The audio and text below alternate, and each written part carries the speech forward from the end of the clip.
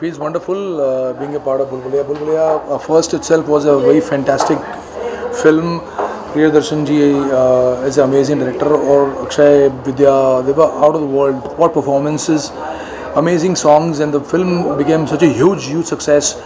And Bhul Bhulaiya 2, people fortunately didn't forget Bhul Bhulaiya 1 after 14 years also. They still remember, and I think that's what worked in our favor.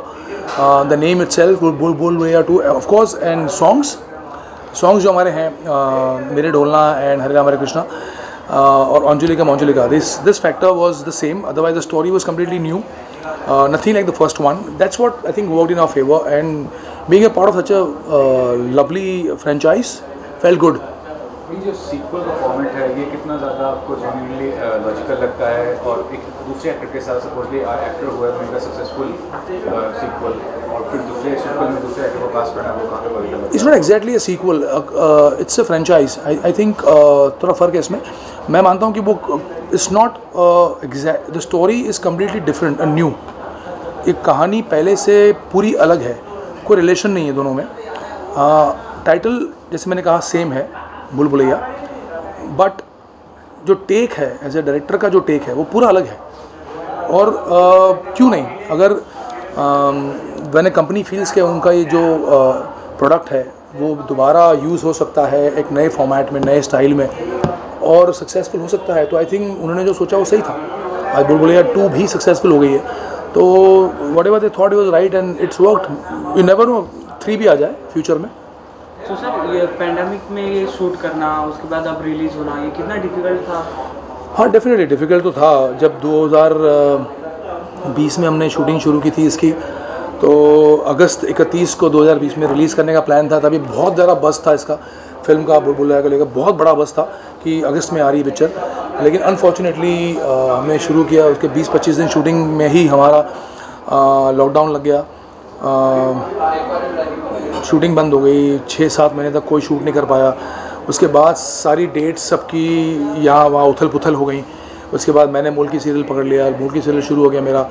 उसके बाद कार्तिक, तब वो सबकी dates बिखर गई. उसके बाद जब डेट्स मिली 2021 मार्च में, तो मुझे, कार्तिक को और काफ़ी लोगों को हमारे सेट पे कोविड-19 पॉजिटिव आ गए हम लोग सब. तो फिर शूटिंग रुक गई. उसके बाद अल्टीमेटली वो तब तक तो 1.25 साल 1.5 साल निकल चुका था फिल्म को शुरू किए. उसके बाद लास्ट ईयर अगस्त-सितंबर में फाइनली सबकी डेट मिली और नॉन स्टॉप 1.5 महीना हमने शूट किया, और तब जाके फिल्म कंप्लीट हुई है. और तब हमें ऐसा लगा कि शायद वो बज़ कम हो गया हो शायद, लेकिन जब PR शुरू हुआ फिल्म का, तब फिर से वो बज़ और बड़ा हो गया था. और आज फाइनली जब फिल्म रिलीज़ हुई तो थैंक गॉड इट्स वर्कड. काफ़ी प्यार मिला सर आपके रोल को, ठाकुर साहब के, और उसके बाद कियारा मैम के साथ, कार्तिक आर्यन के साथ, ये सब आपकी केमिस्ट्री कैसी थी आप लोग? ब्रिलियंट. मेरा कार्तिक के साथ तो बहुत अच्छा इक्वेशन था. We were talking, laughing, you know, बातें हम लोग बहुत करते थे सेट के बीच में, शॉट्स के बीच में. तब्बू के साथ मेरे काफ़ी सीन्स थे, तब्बू के साथ मेरे काफ़ी अच्छे हमारे सीन्स हुए हैं. और स्पेशली अनीस भाई के साथ, जब अनीस भाई सेट पे होते थे, तब अनीस भाई अपनी बहुत सारी पुरानी फिल्मों की बातें, इंडस्ट्री की बातें करके इतना हंसाते थे हमको. उनके एक्सपीरियंसेस, अनीस भाई ने तो 60 से ज़्यादा फिल्में लिखी हैं जो सुपर हिट्स हैं. उन्होंने इतनी सारी सुपर हिट फिल्में डायरेक्ट करी हैं, तो अनीस भाई का तजुर्बा सबसे ज़्यादा था इसमें. अनीस भाई एक लेजेंड है अपने आप में, और इतने बढ़िया उम्दा डायरेक्टर हैं जो इतने एक्सपीरियंस उनको है कि उनसे बातें हम सुनते थे तो इतना हम सीखते थे सुन के. तो बहुत मज़ा आता था काम करने का उनके साथ. वो जो हंसाते थे, राजपाल और संजय मिश्रा जब सेट पे थे तो मतलब सोने पे सुहागा थे. तभी इतना लोग काम को साइड पे रख के इतना हंसते थे, और हिलेरियस माहौल होता था, एक बहुत ही हंगामा होता था सेट पर तभी. तो ओवरऑल एक्सपीरियंस फैंटास्टिक था भूल भुलैया का. अब लग रहा है कि फिल्म खत्म हो गई, शूटिंग खत्म हो गई. लास्ट दिन था, हमने 24 घंटे काम किया लास्ट दिन पे.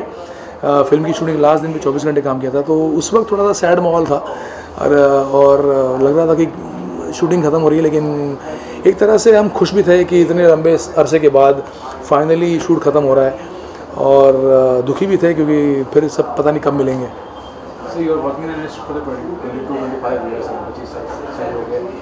अभी तक का जो आपका अनुभव रहा है, you have recently commented you are supported to artist regarding TV disparity. क्या कहना चाहेंगे कि कितना मानते हैं कि एक डिफरेंस है बिटवीन टीवी आर्टिस्ट और फिल्म आर्टिस्ट? से डिफरेंस वैसे कुछ नहीं है। वैसे आजकल तो ऐसा हो गया कि सोशल मीडिया इतना हावी हो गया सब पे कि एक दुनिया छोटी हो गई है। लोग इतने अवेयर हो गए हैं गुड कंटेंट को लेकर कि ऑडियंस को बेसिकली टीवी में हो, फिल्म में हो, ओटीटी में हो, कहीं भी हो, या आपकी रील्स क्यों ना हो इंस्टा की, लोगों को अच्छे कंटेंट देखने हैं, अच्छा काम देखना है। तो अच्छे काम को लेकर बहुत ज़्यादा अवेयरनेस आ गई है लोगों में।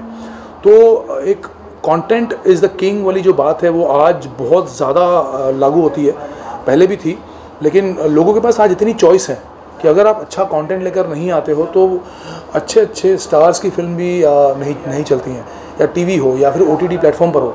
तो कंटेंट इज़ द किंग, और आपको लगातार as a producer, as a actor, आपको कंटेंट अच्छा लाना ही पड़ेगा टू सर्वाइव।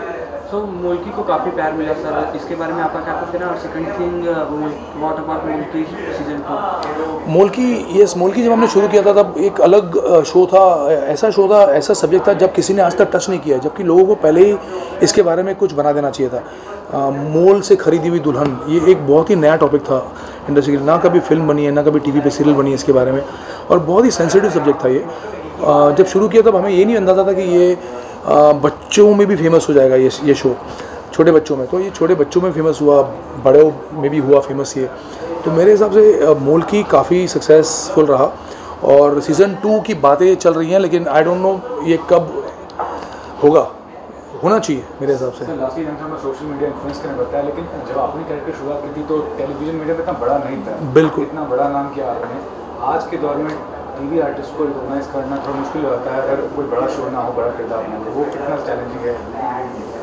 बहुत आजकल बहुत चैलेंजिंग हो गया, क्योंकि आजकल आपके पास इतना सारा कंटेंट है, इतनी सारी चॉइसेस हैं, 40 तो ओटीटी प्लेटफॉर्म है, और हिंदी अगर चैनल्स की बात करें तो 15-20 तो हिंदी मेन चैनल्स हैं, और एक एक चैनल पे करीब एक दिन में 7 से 8 शो आते हैं प्राइम टाइम पे। तो आप गिन लीजिए 50-60 शो रोज़ के टेलीकास्ट होना अलग अलग चैनलों पे, इतना सारा ओटीटी पे कंटेंट होना, और उसमें अगर आपको जगह बनानी है अपनी, तो या तो शो बहुत ज़बरदस्त हिट हो जाए रातों रात, या आपका काम ऐसा अलग सा हो कि लोग आपको नोटिस कर लें। और आजकल एक बार काम करने से आदमी फेमस नहीं होगा, आपको लगातार नॉन स्टॉप अच्छा कंटेंट में आपको अच्छी परफॉर्मेंस देते रहना पड़ेगा तब, क्योंकि इतनी सारी कंपटीशन, इतने सारे लोग, इतने सारे चैनल्स, इतने सारे ओटीटी प्लेटफॉर्म्स, इतने सारे वेब शोज़, मूवीज़, मतलब ऑडियंस के पास तो आज इतनी चॉइसेस हैं जो 20 साल पहले नहीं थी। तो आज थोड़ा माहौल थोड़ा टफ है। तो last one sir, what is your upcoming projects from your side? 2 फिल्में हैं जो अनाउंस होंगी अभी जून में, तो एनडीए है मेरा, तो I will wait for it. 2 और फिल्में हैं अच्छे डायरेक्टर के साथ, तो मैं, और एक टीवी शो है, लेकिन फिर वही बात होती है कि टीवी और फिल्म आजकल इतना डिमांडिंग हो गया है डेट वाइज के दोनों में से फिर एक किया जाए, नॉट बाई चॉइस बट, लेकिन क्या करें, क्योंकि जब मैंने एक्सपीरियंस किया लास्ट ईयर कि मोल्की के साथ साथ मेरे बुलबुले का शूट था, लेकिन वो डेट की मारामारी में पसीने छूट गए थे। तो आई थिंक फिल्म जो मेरी है अभी अच्छे प्रोजेक्ट्स हैं, let's see how it goes now. If you want to say audience को कुछ बोलना चाहोगे आप? I just want to thank you for giving so much love to Bhul Bhulaiya, liking me on big screen and accepting me in a big way. So thank you so much. Keep watching me and keep loving me.